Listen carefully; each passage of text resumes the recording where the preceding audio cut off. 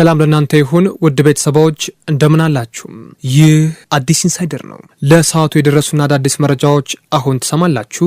በቅድሚያም ርዕስቱን አስታውቃችሁ የሰላም እጦትን ችግር ለመፍታት የጋራ ስራዎች መስራት ያስፈልገናል፣ አለዚያ ጎንደርን ማስረከባችን ነው ሲል የጎንደር ከተማ አስተዳደር ተቀዳሚ ምክትል ከንቲባ ቻላቸው ዳኛው ተናግረዋል። ከንቲባው ቁልፍ ጉዳዮች በሚል ባነሳቸው ጉዳዮች የጎንደር የጸጥታ ሁኔታ አስጊ ደረጃ ላይ ይገኛል ብሏል። የምናስደምጣችሁ ይሆናል። በሌላ በኩል በግፍ ያጣነውን የባህር በር የጊዜ ጉዳይ ካልሆነ በቀር መመለሱ አይቀርም ሲል ኮማንደር ተገይለታ ተናገረም። የኢትዮጵያ ባህር ኃይል ምክትል አዛዥ እንደሆነ ይህ ኮማንደር ይታወቃል። ታዲያ ምን አለ? በግፍ ያጣነውን የባህር በር የጊዜ ጉዳይ ካልሆነ በቀር መመለሱ አይቀርም ሲል ተናግሯል። ይህንንም ጉዳይ ዘርዘር አድርገን የምናስደምጣችሁ ነው የሚሆነው። በሌላ በኩል ዋርካው ምሬ ወዳጆ አስደናቂ ንግግር አድርጓል። በጦርነት ሂደት ውስጥ የድርድር አጀንዳ መነሳቱ የሚጠበቅ ጉዳይ ቢሆንም ይህ አጀንዳ ቀልብ የሚገዛው ግን ከየት በኩል የመጣ ነው፣ ፈላጊውስ ማን ነው የሚለው ጉዳይ ነው በሚል ዝርዝር ያለ መረጃ አካፍሉናል። በዚህ ጉዳይ ላይ የጎጃሙን የጸጥታ ዘርፍ ኃላፊና የኮሚኒኬሽን ባለሙያውንም አርበኛ አስረስ ማረዳምጤን በማንሳትም ውይይት አድርጓል። የምታደምጡት ይሆናል። በሌላ በኩል በአማራ ክልል በተካሄዱ ውጊያዎች የፋኖ ኃይሎች በርካታ አካባቢዎች መቆጣጠራቸው አሁንም በድጋሜ ዓለም አቀፍ ሚዲያዎች እየዘገቡ ይገኛሉ። በአማራ ክልል በፋኖ ኃይሎችና በመንግስታት ወታደሮች መካከል በተለያዩ ዞኖች በቅርብ በተካሄዱ ውጊያዎች የፋኖ ኃይሎች በርካታ አካባቢዎች መቆጣጠራቸውን ነዋሪዎች እየገለጹ ይገኛሉ። ትሰሙታላችሁ። ሌላ በኩል ደግሞ የግብፅን ሚዲያዎች የሴራ ተንጎል እንመለከታለን። በትላንትና ዕለት ህይወታቸው ያለፈውን የሃጂ ሙፍቲ ዑመር እንድሪስን ዜና አንድም የግብፅ ሚዲያ አልሰራውም። ብዙዎቹ የውጭ ሚዲያዎች በሰሩበት ሁኔታ ላይ ለምን የግብፅ ሚዲያዎች ለአሁን ሙስሊሞቹ አልሰሩትም ሲባል ብዙ እየተነሳ ይገኛል። ውስጡ ምን ይሆን ትሰሙታላችሁ። ውድ የቻናላችን ተከታታዮች ቻናላችንን ላይክ፣ ሼር፣ ሰብስክራይብ ያድርጉ። ለአዲስ ኢንሳይደር አዲስ የሆናችሁ ደግሞ ሰብስክራይብ እያደረጋችሁ ቤተሰብ ይሁኑም። ወደ ቀዳሚ መረጃ ማለፍን የጎንደር ከተማ ከንቲባ ያስተላለፈው መልእክትን ዝርዝር አድርገን እናስደምጣችሁ። የሰላም እጦትን ለመፍታት የጋራ ስራዎችን በአብሮ መስራት ያስፈልጋል ተብሏል። ይህ የተባለው የጎንደር ከተማ አስተዳደር የ2018 በጀት ዓመት የመጀመሪያ ሩብ ዓመት የፓርቲና የመንግስት ተግባራት አፈጻጸም ግምገማና የቀጣይ አቅጣጫዎች ላይ ውይይት እያካሄደ ባለበት ወቅት ነው። የጎንደር ከተማ አስተዳደር ተቀዳሚ ምክትል ከንቲባ ቻላቸው ዳኛው አሁን ላለንበት ቀውስ መውጫ ቁልፉ ልማት ነው ሲሉ ተናግረዋል። ከዚህ በላይ ግን ጎንደር ጸጥታዋን ካላስከበረች በቅርቡ ማስረከባችን የማይቀር ነው ብሏል። የፌዴራሉም ሆነ የክልል መንግስትም ጎንደርን በደንብ ሊያያት ይገባል፣ ምንም አቅም እያጣ እንገኛለን፣ ፋኖችን አልቻልናቸውም ሲል ቃል በቃል ለተሰብሳቢዎች ተናግሯል። ያለን አማራጭ ደግሞ መጠንከር ብቻ ነው ብሏል። ከዛ አልፎ ስለ ልማት ጉዳዮች ያነሳው ከንቲባው ለጎንደር ከተማ አሁን ላይ ቀውስ መውጫዋ ቁልፍ ልማት ነው ካለ በኋላ ለዚህ ደግሞ ከጸጥታ ስራዎች ጎን ለጎን የልማት ስራዎችን አጠናክሮ ማስቀጠል እንደሚገባም አስረድተዋል። ከግል ፍላጎቶችና ከትናንሽ እርካታዎች ወጥቶ ለህብረተሰቡ የሚጠቀሙ ተግባራት ላይ ትኩረት አድርጎ መስራት እንደሚያስፈልግም አንስተዋል። መሪ ቀድሞ አይቶ ለህብረተሰብ የሚያሳይ መሆን አለበት ያሉት ተቀዳሚ ምክትል ከንቲባው ለዚህ የስራ ኃላፊዎች ራሳቸውን ማብቃት እንዳለባቸውም ተናግረዋል። መሪዎች ለሀገር ልማት ግንባታ መስዋዕት መክፈል እንዳለባቸውም ገልጸዋል። በምክትል ርዕሰ መስተዳድር ማዕረግ የከተማ ዘርፍና አስተባባሪ ደግሞ አቶ አህመዲ መሐመድ ደግሞ ጎንደር ጠንካራ ነች፣ አሁን ጠነክራለች፣ ግን ችግሩን ቀላል አድርገን ማየት የለብንም፣ ከጊዜ ጊዜ እያነሰን እየተከበብን መጥተናል ሲልም ተናግረዋል። አክለውም በክልሉ የተፈጠረው የሰላም እጦት ለመፍታት የጋራ ስራዎች በአብሮነት መስራት ያስፈልጋልን ብለዋል። የመንግስት ተቋማት አገልግሎት አሰጣጥን ምቹና ቀልጣፋ ለማድረግ ተቋማትን መመዘን እንደሚጠበቅም ተናግረዋል። ስራዎችን በውጤታማ ለመፈጸም የስራ ኃላፊዎች የክትል ስራዎች መስራት እንዳለባቸውም አመላክቷል ብለዋል።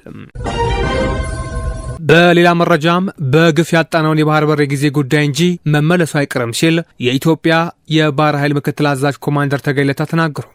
በግፍ ያጣነው የባህር በር የጊዜ ጉዳይ ካልሆነ በቀር መመለሱ አይቀርም ሲሉ የኢትዮጵያ ባህር ኃይል ምክትል አዛዥ ኮማንደር ተገይለታ አስታውቋል።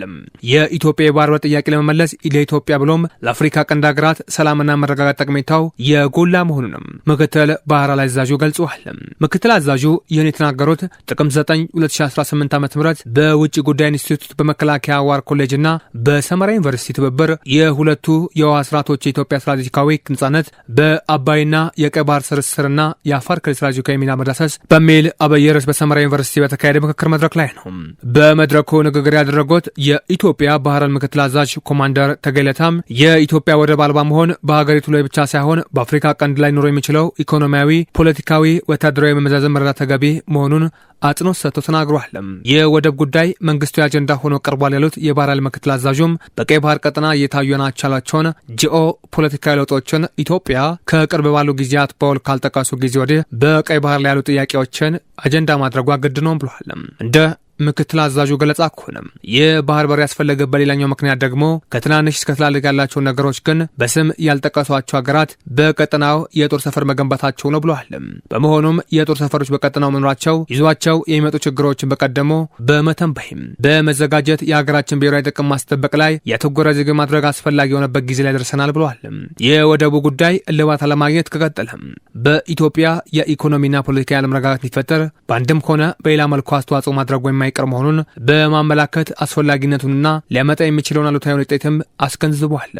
በሰሜናዊ ህንድ ውቅያኖስና ቀይ ባህር ላይ የሚታዩ ውንብድናዎችን፣ ግጭቶችን ለመከላከልም ጠንካራ የባህር አስፈላጊ መሆኑን ታምኖበት ተሰርቷል ብሏል። የባህር በር አስፈላጊነት ኢትዮጵያ የባህር በሯን በግፍ መነጠቋ እንዲሁም መመለሱ አይቀሬ መሆኑን ሲናገሩም ምክትል አዛዡ ይህ የመጀመሪያቸው አይደለም። በመከላከያ ሚኒስቴር የውጭ ግንኙነትና ወታደራዊ ትብብር ዋና ዳይሬክቶሬት ዳይሬክተር ሜጀር ጀነራል ተሾመ ገመቹም የባህር በር እየጠየቅን ያለ ነው ዝም ብለን ከመሬት ነስተን አይደለም ሲሉ መናገራቸውም ይታወሳል። ለዚህም አራት ምክንያቶች የጠቀሱ ሲሆን እነዚህም ከኢትዮጵያ አሰብ ጋር ያላት ታሪካዊ ትስስር፣ መልክዓ ምድራዊ አቅርቦት፣ የህልውና ጥያቄና የጸጥታ ስጋቶች መሆናቸው መናገራቸው የሚታወስ ነው ተብሏል። በሌላ መረጃ የዋርካው ምሬ ወዳጆን አስደናቂ ንግግር እንመለከታለን። በጦርነት ሂደት ውስጥ የድርድር አጀንዳ መነሳቱ የሚጠበቅ ጉዳይ ነው ሲል ንግግሩን ይጀምራል። ይሁን እንጂ አጀንዳው ቀልብ ሊገዛ የሚችለው ባለቤቶች ሲነሱ ነው። አብይ አህመድ በአማራ ህዝብ ላይ ባወጀው ጥፋት ምክንያትም ሁለቱ ተፋላሚ ኃይሎች ሊጠቀሱ የሚችሉት የአብይ አህመድ አዛዥና ፋኖ ናቸው ተብሏል። በአማራ ክልል መንግስት ነኝ የሚለው ስብስብም የጸጥታና የፖለቲካ መዋቅሩ መፍረሱን ራሱን መንግስት መሆን እንደማይችል አውጆ ክልሉን ለፌዴራል መንግስት ካስረከበ ድፍን 2 ዓመታት አለፈው። ከዛን ጊዜ ጀምሮም ከፋኖ ይዘታ ውጭ የሆኑ አማራ ክልል ከተሞችን የሚያስተዳድረው በጀነራል አበባው ታደሰ የሚመራው ኮማንድ ፖስት ነው። የአማራ ህዝብ የሉና ተጋድሎ ተፋላሚ ኃይሎች የአብይ አገዛዝና የአማራ ፋኖ ናቸው። ስለሆነ ጦርነቱን በድርድር ለመቋጨት መወሰን የሚችሉት እነኚህ ኃይሎች እንጂ የፈረሰው መዋቅር ኮሜንተር ነኝ የሚለው ዶክተር መንገሻና ሌሎች መናኛ ካድሮች አይደሉም ሲል ዋርካው ምሬ ወዳጆ ተናግሯል። አርበኛ ሰጤ እሱ ኮሚኒኬሽኑን በጎጃም እየመራ ነው። ምናልባት እሱ ሊሆን ይችላል። ዘመንም እንደዛው እንዲሁም በየዙ ያለው ሰውየው ነገር ግን ማንም ተነስቶ ድርድር ላይ አይችልም ብሏል። ድርድር አጀንዳ መሆኑ ችግር የለውም የሚለው ዋርካው ምሬ ወዳጆ ነገር ግን ድርድር ሁሉን ያማከለና ችግሮች ሊመልስ የሚችል መሆን አለበት ሲልም ተናግሯል። በሌላ መረጃ በአማራ ክልል በተካሄዱ ውጊያዎች የፋኖ ኃይሎች በርካታ አካባቢዎችን መቆጣጠራቸውን የውጭ ሚዲያዎች ዘገቡ። በአማራ ክልል በፋኖ ኃይሎችና በመንግስት ወታደሮች መካከል በተለያዩ ዞኖች በቅርብ በተካሄዱ ውጊያዎች የፋኖ ኃይሎች በርካታ አካባቢዎችን መቆጣጠራቸውን ነዋሪዎችና የፋኖ አመራሮች መናገራቸውን ዲደብሊው ዘግቧል። በደቡብ ጎንደርና ሰሜን ወሎ መገኛ ቦታ በምትገኘው ጨጨሆ ከተማ ነዋሪ የሆነው አንድ ግለሰብ እንደገለጹት ጨጨሆ፣ ዘቤጥ፣ ገራገራ እና ፍላቄትን ጨምሮ ዙሪያውን የፋኖ ኃይሎች እንደያዙ ተናግሯል። አንድ የፋኖ ታጣቂ በበኩሉ በሰሞኑ ውጊያ ሳንቃ፣ ዘቤጥና ዲባላን የመሳሰሉ ቦታዎች በቁጥጥር ስራቸው መግባታቸውን ገልጿል። ዶቼ ቬለ በፋኖ ታጣቂዎች ተያዙ ስለተባሉ አካባቢዎች ከገለልተኛ ወገን ማረጋገጫም ሆነ ማስተባበያ ለማግኘቱን ጠቅሷል። የመከላከያ ሰራዊት ቃል አቀባይ ብርጋዴር ጀነራል ጌትነት አዳነም ስለ ሁኔታው ሲጠየቁ ከመንግስት ኮሚኒኬሽን በኩል ካልመጣ በስተቀር መልስ እንደማይሰጡ ለዜና አውታሩ አስታውቋል። በኮሚኒኬሽን ጉዳዮች አገልግሎት ሚኒስቴር ዴታ አቶ ከበደ ሲያሳን በበኩላቸው ጽንፈኛ ሲሉ የገለጹት ኃይል ትንኮሳ ከመፈጸም ውጪ በየቦታው የመዋጋት አቅም የለው ማለታቸውን ዘገባው አመላክቷል። በመጨረሻም ግብጽ ሀጂ ሙፍቲን እንዲሁም ለምን የግብጽ ሚዲያዎች ዘገባ መስጠት አልቻሉ የሚለው ሚስጥር እናስደምጣችሁ። የግብጽ ሁሉ ሚዲያዎች የግራንድ ሙፍቲ ሀጂ ዑመርና ዜና ህልፈትን ለመስራት ምክንያታቸው ለምን ይሆን? የግብጽና አጋሮቿ ሚዲያዎችም ሆኑ የማህበራዊ ሚዲያዎች እንዲትም ነገር ስለ ህልፈታቸው ሽፋን ባለመስጠት የአባይ ወንዝ ለብቻዊ መቆጣጠሪያ ያህል የሐሰት ደመና የመጨበጥ ሰመናቸውን የታዘብኩት ብሏል። አንዱም ደግሞ እኮ በሀገራችን የውስጥ ቁስል ላይ በአማርኛ ሳይቀር ዘገባ እየሰሩ ቤንዚን ማርከፍከፍ የጀመሩ የካይሮ ሚዲያዎች ድርጊት አግራሞት እየታዘበን ያለ ነው ብሏል። እስኪ ከ3 ዓመታት በፊት ታላቁ ሙፍቲያችን ለግብጽ ያስተላለፉትን የሀቅ የፍትህና በሀገር ፍቅር የተሞላ መልእክታቸው እንደነበር እናስታውስም። የኢትዮጵያውያን በአባይ ውሃ የመጠቀም ሁለንተናዊ መብት፣ የሀበሻ ምድር ፍትሃዊ ህዝቦች መኖሪያነት፣ የግብጽ አልዛህር ዋና ሙፍቲ ወቅቱ መግለጫቸውም ከእስልምናም ሆነ ከሞራል ከወገም ሆነ ከእውቅና የተጣላ መሆኑን አስረግጠው ነበር ያስቀመጡላቸው ታላቁ ሙፍቲም። በምላሹም በደርዘን የሚቆጠሩ የግብጽና የአረብ ሚዲያ ተደራጅተው ስንትና ስንት የበሽቀት ዜና ሲያሩባቸው እንደነበር ይታወሳል። ይገኛል። ለተቀዳሚ ሙፍቲ ጀግናና ርትዓዊ ንግግር የግብፁ የሃይማኖት ጉዳዮች ፕሬዝዳንት አማካሪና የአልዛሃር ምሁር ዶክተር አይሳም አላም ምን ሲሉ ነበር ምላሽ የሰጡት? እንዴትስ ነበር ይህ ግብፃዊ መንፈሳዊ ምሁር በምላሹ የኢትዮጵያውን ንጉስ ነጃሺ ወርቃማ ታሪክ አፈር በማልበስ ምላሽ መስጠት ሲዳክሩ ነበር።